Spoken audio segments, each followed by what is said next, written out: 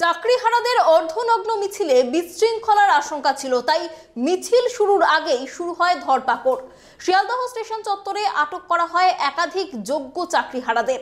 পুলিশের সঙ্গে বারংবার বচসায় জড়িয়ে পড়েন চাকরিহারারা। ধর্মতলা থেকে পাকড়াও করা হয় আন্দোলনের অন্যতম মুখ চিন্ময় মণ্ডলকে।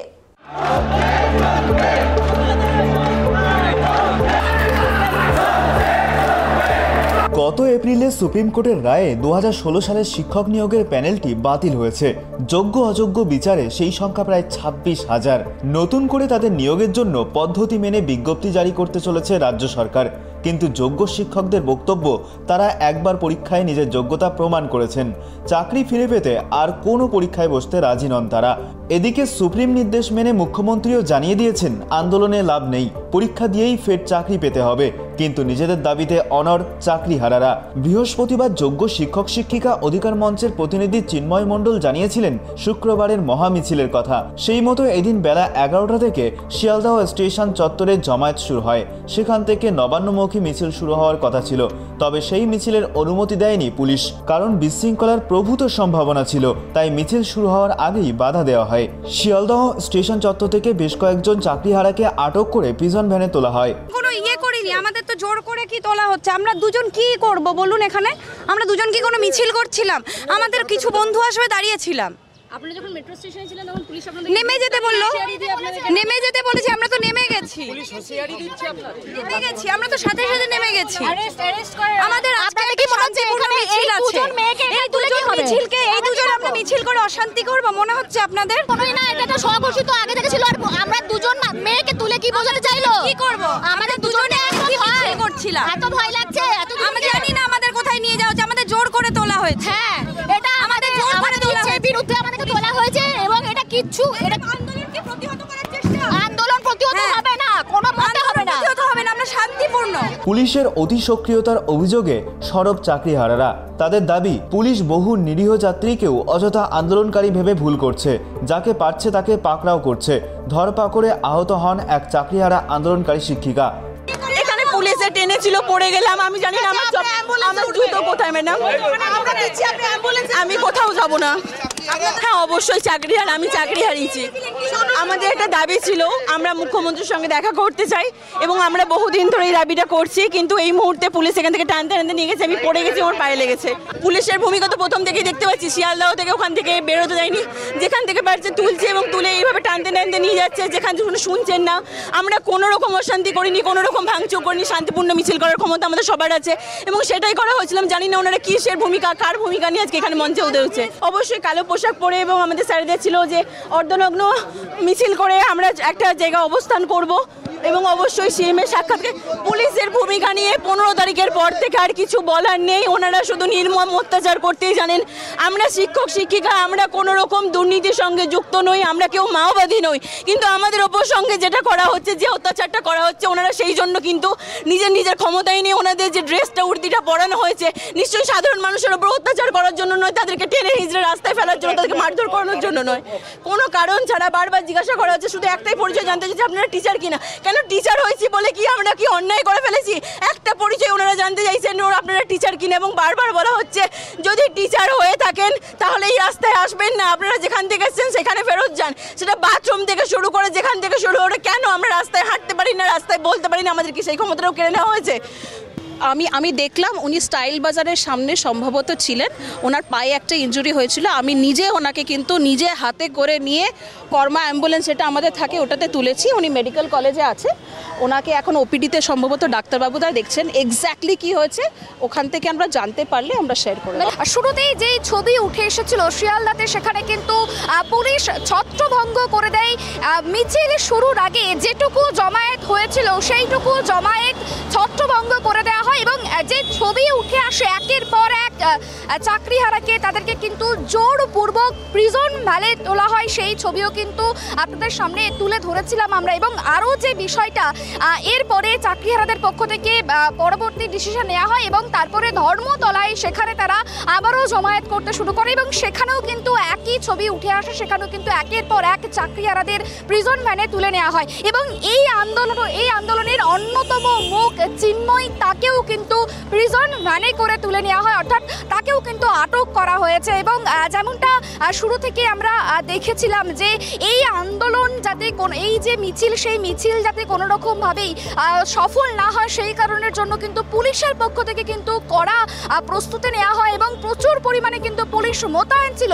শিয়ালদাতেও সেই একই ছবি দেখা গিয়েছে এবং ধর্মতলাতেও কিন্তু সেই একই ছবি দেখা যায়। ধর্মতলার ডোরিনা ক্রসিং এর সেখান থেকেই কিন্তু আন্দোলনকারীদের কিন্তু প্রিজন ভ্যানে তোলা হয় এবং তারপরে যেমনটা জানা গিয়েছে ডোরিনা ক্রসিং থেকে একটি শপিং মলের সামনে সেখানে এক শিক্ষিকা আক্রান্ত হয়েছে, তার পা থেকে রক্ত বেরোতে শুরু করে এবং পুলিশের পক্ষ থেকে তাকে অ্যাম্বুলেন্সে করে চিকিৎসার জন্য নিয়ে যাওয়া হয়। এবং পরবর্তীতে যে ছবিটা উঠে আসে, পুলিশের পক্ষ থেকে কিন্তু জল কামান এবং কাঁদানে গ্যাসেরও মোতায়েন করা হয়েছে, যাতে কোনো রকম অপ্রীতিকর ঘটনা ঘটলে তারা যেন ব্যবস্থা নিতে পারে সেই ধরনের কিন্তু ব্যবস্থা পুলিশের পক্ষ থেকে নেওয়া হয়েছে।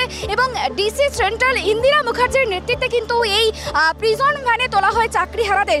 ওনাদের একটা তো প্রতিনিয়ত দিনের পর দিন একটা আন্দোলন চলছে, আমরা সেটা বুঝি। এবং হচ্ছে গিয়ে যে সুপ্রিম কোর্টেরও কিছু আয় আছে, কিছু নোটিফিকেশনও বেরিয়েছে, তা বলে এই এরিয়ার মধ্যে ল অ্যান্ড অর্ডারটা তো দেখুন পুলিশের একটা সাবজেক্ট।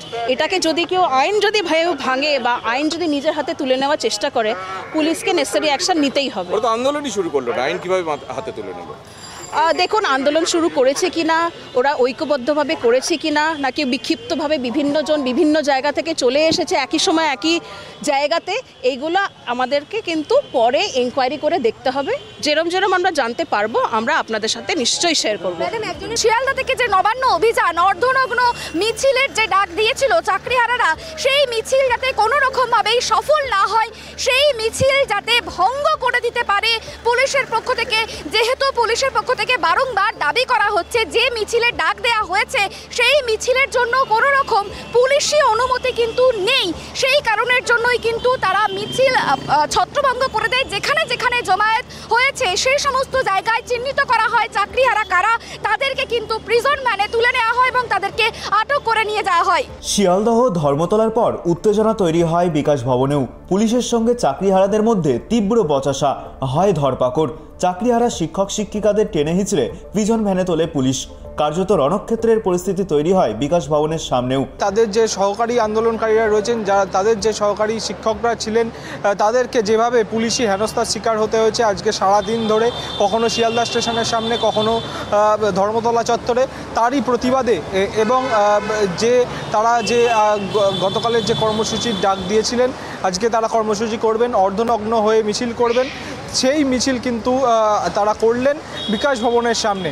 তারা অর্ধনগ্ন হয়ে হাতে জাতীয় পতাকা নিয়ে এবং যাদের আজকে পুলিশি হেনস্থার শিকার হতে হয়েছে যে শিক্ষক শিক্ষিকাদের, তারই প্রতিবাদে কিন্তু এই বিকাশ ভবনের সামনে তারা মিছিল শুরু করেন এবং মিছিল শুরু হতেই পুলিশ তাদের বাধা দেয়। এবং আমরা দেখতে পাই যে ডিসি বিধাননগর আনিস সরকারের নেতৃত্বে প্রচুর পুলিশ বাহিনী, র্যাফের আধিকারিকরা, পুলিশ কর্তারা, এবং তারা কিন্তু মিছিল তাদেরকে এগিয়ে যেতে বাধা দেয় এবং তাদেরকে কিন্তু টেনে হিজড়ে প্রিজন ভ্যানে তোলা হয়।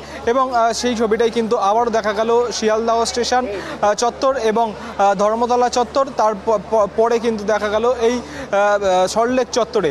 হাইকোর্ট যে অর্ডার দিয়েছে, যেখানে বসতে বলা হয়েছে, যেরকম ভাবে করতে বলা হয়েছে, সেইটা ওনারা করলে কোনো অসুবিধে কিছু নেই এবং আমরা সেটা ওনাদের কমিউনিকেট করেছি।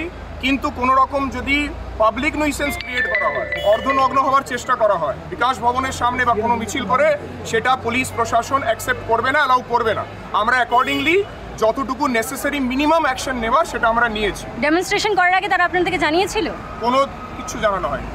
এই রাজ্য সরকার যাদের জন্য আজকে আমাদের এই অবস্থা, আমাদের শান্তিপূর্ণ আন্দোলনের অধিকারকেও কেড়ে নেওয়া হচ্ছে, সংবিধানের এখানে সংবিধান লঙ্ঘন করা হচ্ছে। কোথায় সেই বিচার ব্যবস্থা যারা আমাদের এখানে বিচার দেবে? আমরা তো কোনো দোষ করিনি, আমাদের বিরুদ্ধে কোনো দুর্নীতির অভিযোগ নেই, তাও কেন আমাদের মেধার, আমাদের যোগ্যতার এরকম চরম অপমান করা হচ্ছে? কি অবস্থা? এই শিক্ষকদের যদি হাল হয় তাহলে সাধারণ মানুষের কি অবস্থা হবে? সাধারণ মানুষ ভেবে দেখুক, আগামী দিনে আমাদের পাশে আমরা এখানে শান্তিপূর্ণ অবস্থান বিক্ষোভ জানাতে এসেছি। কারণ গতকাল নোটিফিকেশন বেরিয়েছে, আমরা 7 বছর আগে মেধার জোরে নোটিফিকেশন এবং গেজেট মেনে আমরা পরীক্ষা দিয়েছি, আমরা কোনো দুর্নীতি করিনি। তারপরেও আমাদের শান্তিপূর্ণ অবস্থান বিক্ষোভের যে অধিকার, সেই সাংবিধানিক অধিকার আমাদেরকে কেড়ে নেওয়া হচ্ছে। নবান্ন পৌঁছানো তো দূরের কথা, শুরু হতেই দিল না পুলিশ। মিছিলের বদলে ধস্তাধস্তি, আটক অনেকেই। চাকরি ফিরে পাওয়ার লড়াইয়ে এক পা এগোতে গিয়েই আবারও আটকে গেলেন চাকরিহারা যোগ্য শিক্ষক শিক্ষিকারা। ক্যামেরায় সূর্যশঙ্কর অধিকারীর সঙ্গে অভ্রদীপ দাস ও সুপর্ণা ঘোষের report, tribe TV Bangla, Kolkata.